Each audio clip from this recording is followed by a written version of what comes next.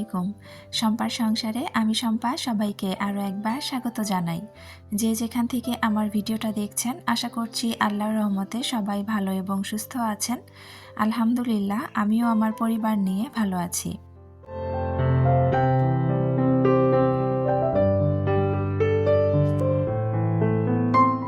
আজকের ভিডিওটা শুরু করেছি একবারে বাজার গোছানো থেকেই।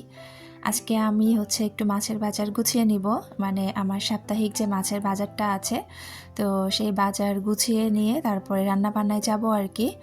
তো এখানে আমার হাজব্যান্ড কিছু মাছ এনেছিল, তো সেই মাছগুলোই একটু বের করে নিচ্ছিলাম। তো এখানে আমার হাজব্যান্ড কয়েকটা ইলিশ মাছ নিয়ে এসেছে, 4-5টার মতো ইলিশ মাছ এনেছে। আর ছোট মাছ এনেছে একদম অল্প করে। আমার ফ্রিজে একেবারেই মাছ টাছ সব কিছু শেষ হয়ে গিয়েছিল, তো যার কারণে আজকে বাজার করা দরকার ছিল। তো এই যে এখানে কিন্তু 5টার মতো ইলিশ মাছ এনেছে। আমার আগের একটা ইলিশ মাছ এখনও ফ্রিজে আছে, তো আজকে আবার এই কয়েকটা এনেছে। তো ইলিশ মাছগুলো রেখে এখন আমি অন্য যে মাছগুলো এনেছে সেগুলো ঢেলে নিব। তো এখানে আমরা এগুলোকে তো টাকি মাছ বলি। তো মাছগুলো কিন্তু বেশ বড় সাইজের ছিল। তো এই মাছগুলো একদম টাটকা লাফাচ্ছিল আর কি, তাজা মাছ ছিল। তো এই মাছগুলো ঢেলে রেখে দিয়ে এখন আরও কিছু এনেছে রুই মাছ। এখানে বড় সাইজের 2টা রুই মাছ এনেছে।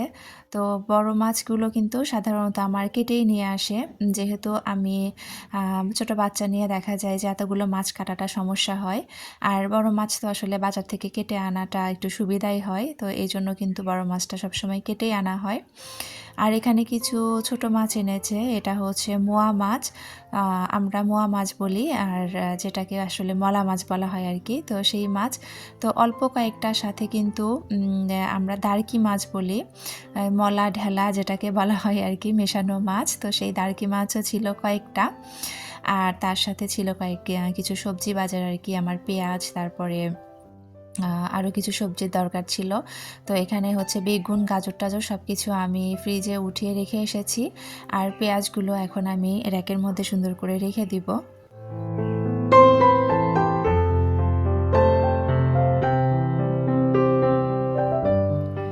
আমার হাজব্যান্ড যখন বাজারে যায় তখন আমার মাথার মধ্যে একটা এক্সট্রা টেনশন কাজ করে। সে কিন্তু বাজারে গেলে মাছ দেখলে ঠিক থাকতে পারে না। আমি যতটুকু মাছ আনতে বলবো দেখা যাবে যে তার যেটা যেটা পছন্দ হয়েছে সে সেই মাছগুলো নিয়ে চলে আসে। একদম অনেক পরিমাণে মাছ সে নিয়ে আসে। তো আজকে বারবার করে বলে দিয়েছিলাম যেন 1 সপ্তাহর চিন্তা করেই নিয়ে আসে, এর বেশি যেন মাছ না আনে, বিশেষ করে ছোট মাছ, কারণ আমার কাটতে অনেক বেশি কষ্ট হয়ে যায়। তো যাই হোক, সে আজকে একটু আমার কথা রেখেছে, সে অল্প পরিমাণেই মাছ এনেছে আর কি। তো এদিকে আমি ইলিশ মাছগুলো প্যাকেট করে রাখছিলাম, আর অফ ক্যামেরাতে কিন্তু আমি সব মাছ কেটে কুটে নিয়েছি। আর ইলিশ মাছ কিন্তু সবসময় আমি এভাবে আস্ত মাছই রেখে দিই, আমার কাছে এটাতে মনে হয় টেস্টটা ভালো থাকে। তো এইভাবে আমি আর পলিথিনের মধ্যে পেঁচিয়ে রেখে দিব। তো 5টা ইলিশের মধ্যে কিন্তু আমি 2টা কেটে নিয়েছি আজকে রান্না করার জন্য। আর যে ছোট মাছগুলো কেটে রেখেছি, তো এগুলো সব আমি এখন ধুয়ে নিয়েছি, ধুয়ে এই যে বক্সের মধ্যে করে উঠিয়ে রাখছি।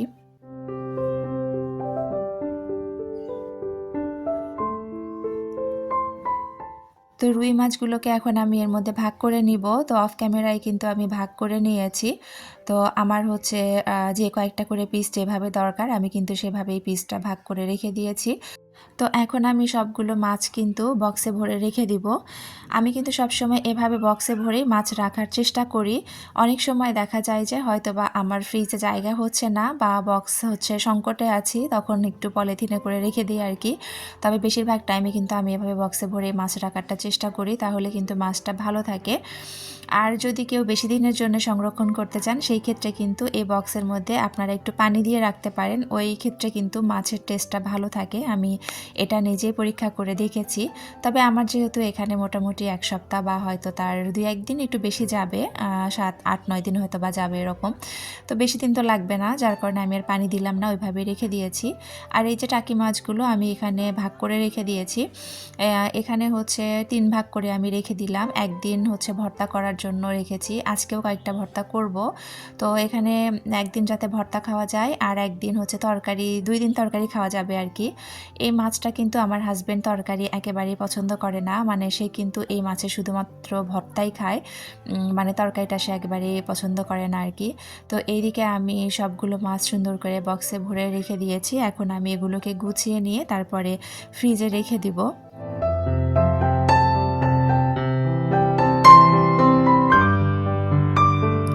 পিউ ইসলাম আইডি থেকে আপু আমাকে বলেছিল আপুর নামটা যেন আমি কোনো একটা ভিডিওতে নেই। তো আপুর নাম কিন্তু আমি এর আগের একটা ভিডিওতে বলেছিলাম, তারপরেও আপু যেহেতু আরেকবার বলতে বলেছেন, যার কারণে আজকে আমি আপুর কোনো কমেন্ট পড়লাম না, তবে আপুর নামটা নিলাম। আমি আশা করছি আপুর কাছে ভালো লাগবে। আপু কিন্তু অনেক সুন্দর সুন্দর কমেন্ট করে প্রত্যেক দিন। আমার প্রত্যেকটা ভিডিওতে আপুর কমেন্ট পেয়ে আমার ভীষণ ভালো লাগে। তো যাই হোক, এখানে কিন্তু আমি বক্সগুলো গুছিয়ে নিয়ে ফ্রিজে উঠিয়ে রাখছিলাম। আমার ফ্রিজের কিন্তু অবস্থা একটু মেসি হয়ে আছে, তো প্লিজ কেউ কিছু মনে করবেন না। কারণ ওই যে আমি কিছু সবজি যে ফ্রোজেন করে রেখেছিলাম সেগুলো একটু এলোমেলো অবস্থায় আছে, আর হচ্ছে যেহেতু ফ্রিজে মাছ মাংস কিছুই ছিল না, তো নাড়াচাড়া একটু বেশি হয়েছে, তার জন্য এভাবে রেখে দিয়েছি। আর যেহেতু আমি রোজার আগেই একদম মানে পরিষ্কার করে ফেলবো ফ্রিজটা, যার কারণে আর ওইভাবে আমি রেখে দিয়েছি, মানে ওইভাবে ব্যবহার করছি আর কি। তো এইদিকে হচ্ছে আমি যে রান্নার জন্য মাছগুলো রেখে দিয়েছিলাম, তো সেই মাছগুলো এখানে নিয়ে নিচ্ছি। ইলিশ মাছটা, একটা ইলিশ মাছ কিন্তু বেশ একটু নরম ছিল। আমি এখানে 2টা ইলিশ মাছের একটু একটু করে পিস নিয়েছি, আর লেজগুলো আমি রেখে দিয়েছি ভর্তা খাওয়ার জন্য। আর ওই টাকি মাছগুলো কিন্তু আমি নিয়েছি আজকে ভর্তা করব। আমার হাজব্যান্ড একটু ভর্তা খেতে চেয়েছে। তো আমার এদিকে মাছের বাজার গোছানো হয়ে গিয়েছে। এখন হচ্ছে আমি কিন্তু রান্নায় চলে এসেছি। তার আগে আমি ভাতটা বসিয়ে দিব। আর যেহেতু মাছের বাজার গোছাতে কিন্তু অনেকটা সময় চলে যায়, এটা কিন্তু আমরা কম বেশি সবাই জানি। যেদিন আসলে বাজার করা হয় সেদিন দেখা যায় যে রান্না বান্না সব কিছুরই কিন্তু অনেকটা দেরি হয়ে যায়। তো এই যে এখন আমি সুন্দর করে চালটা ধুয়ে নিয়ে ভাত বসিয়ে দিব। তো যারা আমার ভিডিওটা দেখা শুরু করেছেন, প্লিজ ভিডিওতে একটি লাইক দিয়ে পুরো ভিডিওটা কন্টিনিউ করবেন, কারণ আপনার একটা মূল্যবান লাইক আমার ভিডিওটা আরও অনেকের কাছে পৌঁছে দিতে সাহায্য করবে। যারা নতুন আমার চ্যানেলটা ভিজিট করছেন, আমার ভিডিওর কোনো অংশ, আমার কথা বা কাজের কোনো অংশ যদি আপনাদের কাছে একটুও ভালো লেগে থাকে, আর আপনারা যদি এরকম লাইফস্টাইল ব্লগ ভিডিও দেখতে পছন্দ করে থাকেন, তাহলে আমার চ্যানেলটি সাবস্ক্রাইব করে পাশে থাকা বেল অপশনটি প্রেস করে অল বাটনে ক্লিক করে রাখতে পারেন, যাতে করে আমি ভিডিও ছাড়ার সাথে সাথে নোটিফিকেশন আপনার কাছে চলে যাবে, আর আপনি আপনার মূল্যবান সময় বের করে আমার ভিডিওটা দেখে নিতে পারবেন। যারা অলরেডি কাজগুলো করে দিয়েছেন তাদেরকে অসংখ্য ধন্যবাদ।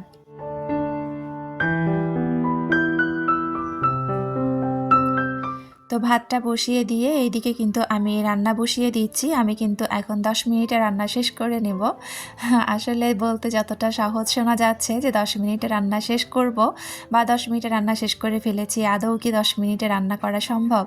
তবে হ্যাঁ, এটা ঠিক, ইলিশ মাছ কিন্তু রান্না করতে এতটা বেশি সময় লাগে না। আর আজকে আমি শুধুমাত্র পেঁয়াজ দিয়ে হালকা করে একটু ইলিশ মাছটা কষিয়ে নিব, আর কোনো সবজি দিয়ে রান্না করব না। মাছটা রান্না করতে কিন্তু আসলে এতটা বেশিও সময় লাগেনি। তবে হ্যাঁ, রান্নার যদি আপনার সব কিছু রেডি করা থাকে, সব কিছু কাটা বাছা করতে কিন্তু অনেকটা সময় চলে যায়, রান্না করতে কিন্তু আসলেও খুব একটা বেশি টাইম লাগে না, হয়তো আগের সময়টায় অনেক বেশি যায় আর কি। তো এদিকে আমি মাছের এই পেঁয়াজটা ভাজতে ভাজতে এই পাশ দিয়ে আমি হচ্ছে টাকি মাছটা ভেজে নেব, ভর্তার জন্য রেডি করে নেব। তো টাকি মাছটা নিয়ে এখানে আমি লবণ হলুদ দিয়ে দিব।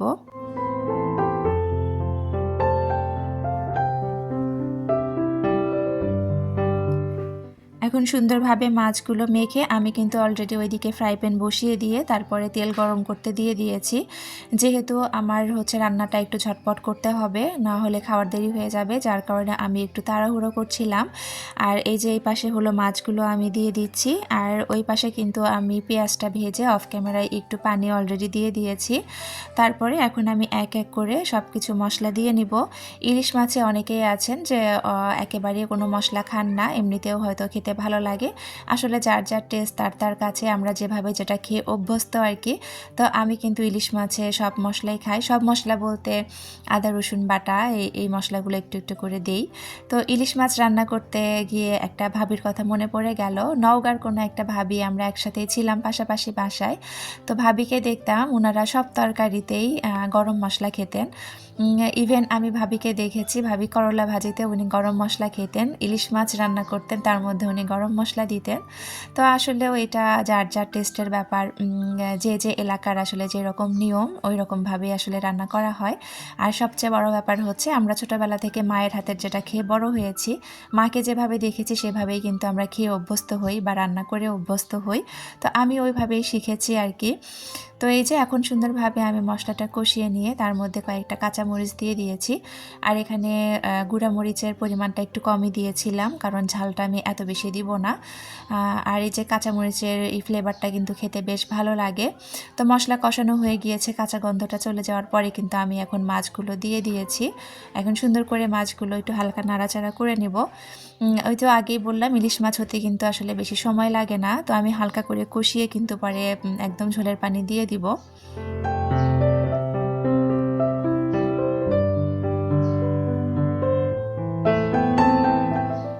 আমি কিন্তু যে মাছের বাজারগুলো গুছিয়ে রেখেছি, মাছগুলো কিন্তু আমি ওইভাবে ধুয়ে পরিষ্কার করে রাখিনি একবারে। আমি শুধুমাত্র মাছের যে ছাইটা থাকে, মাছ কাটার সময় যে ছাইটা ব্যবহার করেছি, শুধুমাত্র ওই ছাইটা আমি ধুয়ে রেখে দেই। আর বড় মাছ যেগুলো থাকে ওইগুলো কিন্তু শুধুমাত্র মাছের রক্তটা যেটা আছে ওইটা সহ ফ্রিজে রাখলে দেখা যায় কি যে মাছের একটা গন্ধ লাগে, যার কারণে কিন্তু আমি শুধুমাত্র রক্তটা ভালো করে ধুয়ে রেখে দিই। একদম যদি সব মাছ এক এক করে পরিষ্কার করতে যাই অনেক বেশি সময় লেগে যাবে, যার কারণে কিন্তু আমি ওইভাবে ধুয়ে রাখি। যখন আবার রান্না করব ওই সময় কিন্তু আমি আবার খুব ভালোভাবে মাছগুলো ধুয়ে রান্না করব। তো যাই হোক, ওইদিকে আমার হাজব্যান্ড কিন্তু একটু দুধ দিয়ে গিয়েছিল, আমি একটু দুধ জাল বসিয়ে দিয়েছি। আর এই পাশ দিয়ে আমি একটু মাছ ভর্তা করছিলাম। তো আমি আজকে আমার শাশুড়ির স্টাইলে মাছ ভর্তা করব। তো ওনার হাতের এই মাছ ভর্তাটা খেতে বেশ ভালো লাগে। আমি মাছগুলো কিন্তু ভেজে নিয়ে কাটা বেছে আলাদা করে রেখেছি। তারপরে প্যানের মধ্যে একটু তেল দিয়ে সামান্য কয়েকটা জিরা দিয়েছি, তার মধ্যে একটু পেঁয়াজ দিয়েছি। একটু বলতে বেশি পরিমাণে পেঁয়াজ দিতে হয় এই ভর্তায়, তো একটু বেশি পরিমাণে পেঁয়াজ দিয়ে তার মধ্যে কাঁচামরিচ কুচি, লবণ দিয়ে সামান্য নাড়াচাড়া করে নিয়েছি। পেঁয়াজটা একটু নরম হয়ে আসলে তার মধ্যে আগে থেকে বেঁচে রাখা কাটা ছাড়া যে মাছটা বেঁচে রেখেছিলাম, তো সেই মাছটা আমি এর মধ্যে দিয়ে সুন্দরভাবে নাড়াচাড়া করে নেব। আর এই মাছ ভর্তাটা খেতে কিন্তু অসম্ভব মজা হয়। আমার শাশুড়ি কিন্তু এই মাছ ভর্তাটা, ওনারা যে লাই পাতা বলেন, ওই লাই পাতা কুচি করে কিন্তু এই মাছটা ভর্তা করেন, খেতে অসম্ভব ভালো লাগে। তো আমার কাছে যেহেতু এই পাতাটা নেই, আমি এমনিতে এই মাছ এমনি ভর্তা করছিলাম। তো এটাও কিন্তু খেতে অসম্ভব মজা হয়েছিল। তো এই যে এখন কিন্তু ভর্তা মোটামুটি হয়ে গিয়েছে, এই পর্যায়ে আমি ধনিয়া পাতা দিয়ে সুন্দর করে আরেকটু নাড়াচাড়া করে তারপর নামিয়ে নিব। তো আমার রান্না বান্না কিন্তু হয়ে গিয়েছে, এখন আমি এই মাছ ভর্তা তারপরে সব কিছু এগুলো রেডি করে নিব। তো যাই হোক, কথা বলতে বলতে ভিডিও শেষ পর্যায়ে চলে এসেছি। আপনাদের সবার সুস্থতা কামনা করে আর আমার পরবর্তী ভিডিও দেখার আমন্ত্রণ জানিয়ে এখান থেকেই বিদায় নিচ্ছি। আল্লাহ হাফেজ, আসসালামু আলাইকুম।